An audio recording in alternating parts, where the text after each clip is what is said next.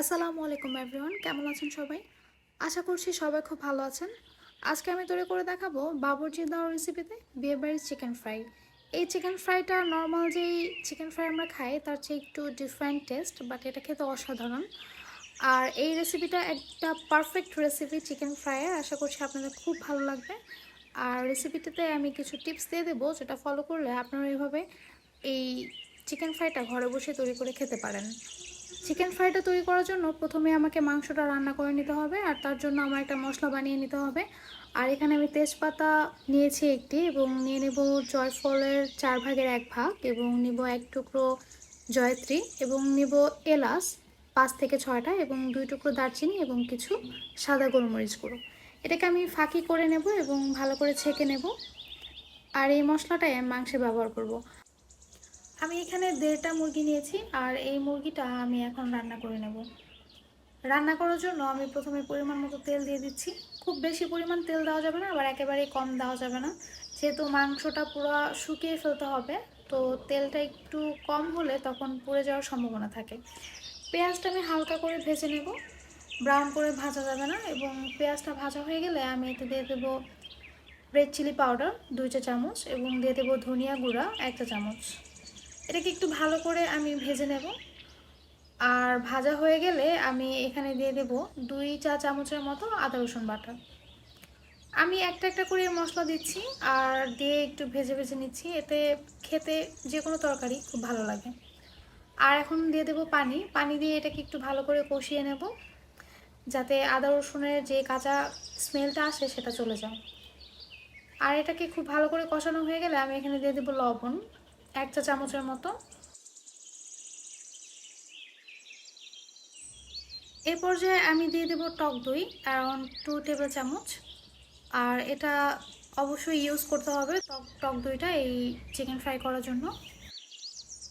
এটাকে খুব ভালো করে কষিয়ে নেব, যাতে টক দইয়ের যেই দানা দানা ভাবটা থাকে সেটা আর না থাকে।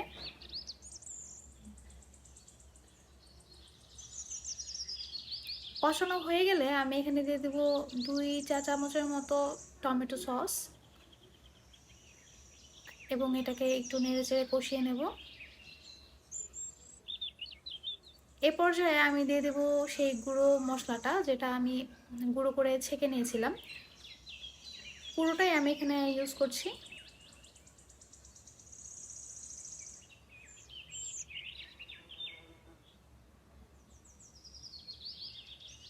আমি এখন মুরগিগুলো দিয়ে দেব, আর এই মশলার সাথে মুরগিগুলো ভালো করে কষিয়ে নেব।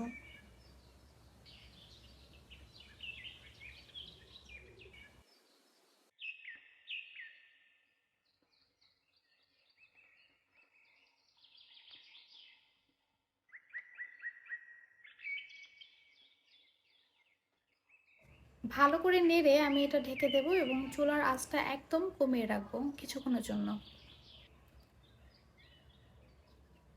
এ পর্যায়ে আমি দিয়ে দেব পানি মাংসটা সিদ্ধ হওয়ার জন্য। পরিমাণ মতো পানি দিয়ে আমি এটা রান্না করব যতক্ষণ পর্যন্ত না সব পানিগুলো শুকিয়ে আসে। অবশ্যই মাঝে মাঝে এটা নেড়ে দিতে হবে যাতে নিচে লেগে না যায়। আর ততক্ষণ পর্যন্ত এটা ঢেকেই রান্না করতে হবে।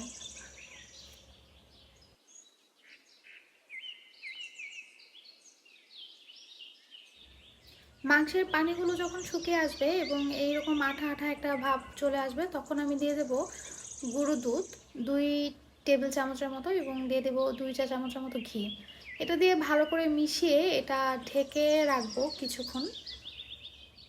আর এ পর্যায়ে চুলার আঁচটা একদম কম থাকবে, খুবই কম থাকবে। রান্না শেষ হলে চিকেনটা যতক্ষণ পর্যন্ত না ঠান্ডা না হয় ততক্ষণ পর্যন্ত অপেক্ষা করব। এবং ঠান্ডা হয়ে গেলে আমি এখানে 2টি ডিম ফেটিয়ে নিয়েছি, আর এই ডিমের মধ্যে এই চিকেনের টুকরোগুলো ডিপ করব। ভালো করে এটা ডিমের মধ্যে ডিপ করতে হবে, আর ডিমটা এই চিকেনের গায়ে খুব ভালো করে মাখিয়ে নিতে হবে, যাতে করে বিস্কিটের যে গুঁড়োটা দিয়ে আমি এটা কোটিং করব সেই বিস্কিটের গুঁড়োটা সব দিকেই ভালো করে লেগে থাকে। এটা একটু সাবধানে করতে হবে আর একটু সময় নিয়ে করতে হবে। আমি এখন ভালো করে এই চিকেনের গায়ে বিস্কিটের গুঁড়োগুলো চেপে চেপে লাগিয়ে দেব। সেম প্রসেসেই সবগুলো চিকেন আমি কোটিং করে নেব।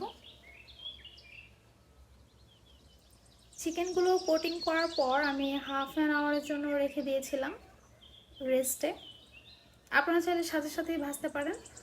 আর এটা একদম ডুবো তেলে ভাজতে হবে না, কারণ যেহেতু ডিম দিয়ে এটা কোটিং করা, ডুবো তেলে ভাজতে গেলে ডিমের ফেনার কারণে এই মাংসটা দেখা যাবে না যে ঠিকঠাক মতো ভাজা হচ্ছে কিনা। তো এই পরিমাণ তেল নিয়ে আপনারা একটা চামচের সাহায্যে উপরের দিকে এভাবে তেল ছড়িয়ে দেবেন, তাহলে আর সমস্যা হবে না। আর তেলটা কিন্তু একটু ভালো করে গরম করে নিতে হবে। আর যখন আপনারা এই ফ্রাইগুলো ছেড়ে দেবেন ঠিক তখনই চুলার জালটা একটু কমিয়ে দিতে হবে। আপনারা দেখতেই পাচ্ছেন আমি কিভাবে এটা ভেজে নিচ্ছি। এই ফ্রাইটা কিন্তু একটু সময় নিয়ে ভাজতে হবে। পুড়ে যাওয়ার ভয়ে যদি আপনারা কম ভেজে তুলে ফেলান তখন কিন্তু এটা খেতে ভালো লাগবে না। ওপরের আবরণটা অবশ্যই কিন্তু ক্রাঞ্চি হতে হবে। আপনারা যখন ধরবেন বা দেখলেই হয়তো বোঝা যাবে যে এটা ভাজা হয়ে গিয়েছে। আর আমার এই ফ্রাইগুলো কিন্তু এখন ভাজা কমপ্লিট। আর আপনারা দেখতেই পাচ্ছেন কি সুন্দর একটা কালার এসেছে, এটা কিন্তু পুড়ে যায়নি। আর চিকেন ফ্রাইয়ের এক্সাক্ট কালারটা কিন্তু এইরকমই হয়, আপনারা হয়তো খেয়াল করে দেখতে পারবেন বিয়েবাড়িতে চিকেন ফ্রাই খেতে গেলে। যে কোনো খাবারের কালারই কিন্তু বলে দেয় এটা খেতে কেমন হয়েছে। আশা করছি আমার এই রেসিপিটি আপনাদের খুব ভালো লেগেছে। আর ভালো লাগলে অবশ্যই আমাকে কমেন্ট করে জানাবেন। আর এরকম সুন্দর সুন্দর আরও রেসিপি পেতে অবশ্যই আমার চ্যানেল সাবস্ক্রাইব করবেন।